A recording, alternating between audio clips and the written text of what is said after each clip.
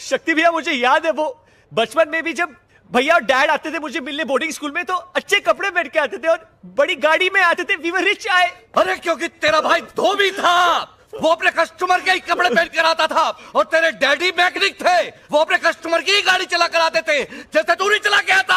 अरे तू भी तो मैकेनिक है, जाके गाड़ी सुधार। जा जा। भैया भैया लेकिन हमारे डैडी वेटर वगैरह तो। अबे तू भी निकल यहाँ से, निकल। बहुत इमोशनल कहानी है। मैं नहीं यार।